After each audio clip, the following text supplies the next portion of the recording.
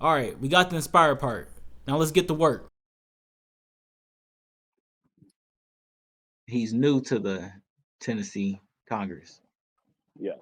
So I don't have the topic in front of me, but I'm going to go based off my memory.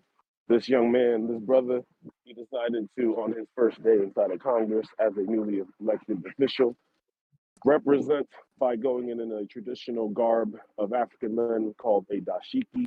The man also combed his afro out, and that way he could go in there as what he decided upon himself was a strong black dress. While he was inside of the Congress, some people of the GOP decided to inform this young man that he was expected to wear a suit, tie, button up shirt, something along those lines, and that what he was wearing was not conducive to his role, and that maybe he should consider a different career. So that's where we are now. How do you feel about that? Mm, damn, two things could be true at the same time. Yeah, I was gonna say two things could be true. Now, also, I want to let you know that there is no written law or procedure or decorum that inside of the Congress you have to be dressed a certain way. It is not written anywhere. It's just what has been accepted or been considered the norm. There is no written bylaw saying that this man cannot wear what he's wearing. For the record.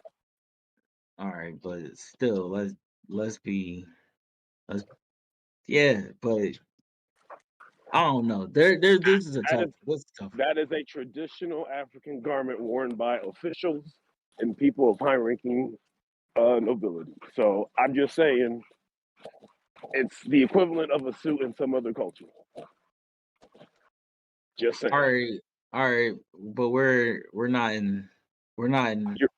You're right. We're in the melting pot, where all the world's cultures go to mix. That's what makes America great, correct? So just think about it. Is all I'm saying. That's a good question. I personally, I would wear what I wanted, and if you decided to tell me otherwise, I would find the law, because we're all here to uphold the law that stated that I can wear whatever the fuck I want and continue to wear what the fuck I wanted. I see. Because it's the same as religious garments. Like if I was Jewish, am I not allowed to wear my what's it called, hamika? Like what? Because that's not a suit and tie. Like come on. I said, where do we draw the line? Like, is it the same as that? Like, if I have a hijab on, are you going to tell me no? That's not acceptable. Like, why can't I wear? How do you know that? How do you know that doesn't have religious or familial ties? How do you know that's not his grandpa's suit that he wanted him to wear when he became successful and he's passed it down? Sentimental and religion is two different things. You can't mix those two. How do you know? Sentimental things can be religious. You can have a cross that was passed down to a family that is religious. You having a job, I'm just thinking. I don't know for sure, but I'm pretty sure that's related to their religion, right? I don't know. Is it? Is it their culture? You don't know. Almost positive. There are people who follow Islam that are females that do not wear hijab. Are you sure it's part of their religion? How do you know this man's not a modern Muslim and that's what he wants to wear? This dashiki. You never know, man. You never know. People get out the military for that stuff. For saying that it's religious, like they can't cut their hair because they're Rastafarian, knowing damn well they've never been Rastafarian. All kinds of other random things. I'm just saying, like this is gonna open a can of worms for no reason when they could have just let this man wear his dashiki, and now it's gonna become a whole new war.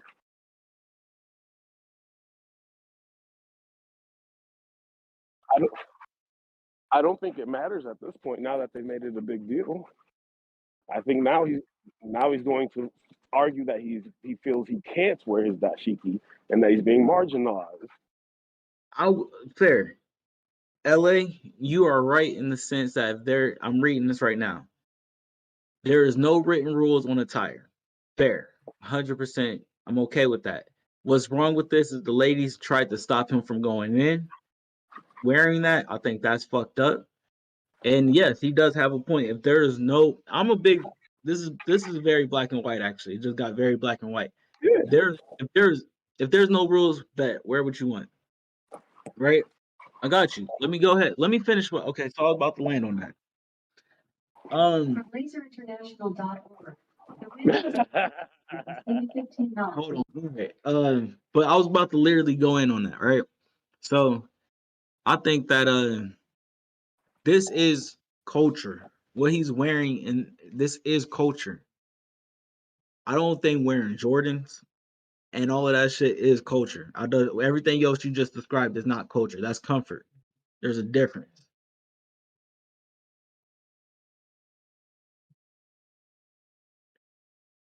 See, That is not a long-standing culture that will be respected by others. So here's another thing that you got to understand. Him wearing a dashiki to most black people that he's representing in Tennessee, and I'm saying this the way I'm saying it. The black people that see that, they're not gonna think shit about it. Respect them. Keep doing your thing, brother man. Right? But then there's the white people. There's gonna be a vast majority that says just get that nigga out of here. Because oh, that you think so? we don't because ultimately the Congress people represent the people of that state. So yes, they will say that. They will say, get that nigga out of here. If he don't want to follow, if he don't want to do that, we gave him a chance. That's exactly what they're going to say. Now, with that being said, that's once again black and white. You choose if he decided to wear Jordans, I guarantee you there'll be a Jordans and whatever else you just said, cornrows and all of that. There's gonna be some black people that are gonna say, you know what? Nah, dashiki cool. That shit, nah. So that's where I'm at with this. I think the problem I had, I said the reason I think I had an issue with this was that, you know, especially in Congress, like there's so much going on in the world. There's so much that we can focus on at the moment. Like the GOP is over here having day-long conversations about why fascism is bad and how we should all agree that fascism is bad instead of, you know, tackling major issues. And here we go again, where instead of, you know, let's deal with the overpopulation of jails inside of Jacksonville or wherever they are, in Tennessee, I mean, or, you know, the systemic racism in their state, they're worried about what this man is wearing to Congress. Like, I don't think it should matter. Like, come now. Does it really matter? If this man comes to work and gets the job done, I don't give a fuck what he wears. Now, if he's coming to work every day not getting the job done, we need to figure some shit out, But right? the problem is now it's not even him that's not getting the job done. It's everybody around him that's not going to get the job done because they're talking Yep, about it, like you just said. exactly. Now, nothing's going to get done. Now, he's got a point to prove that he's not no little boy and he can wear what he wants. Now, he's going to be stubborn. Now, the whole process has come to a Yeah, screeching standstill. but we live in a world of distraction. You know that. It's crazy.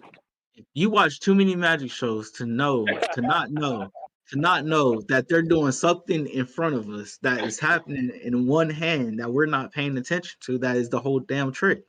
You're right. You know We this. watch. This is America. Look, that's exactly what America is. They're going to try to distract you from shit like the East Palestine. Mitch, I don't think we talked about that on this podcast, did we? I don't know. I don't think so. Oh, Shit. remind me to bring that up before the end of the podcast.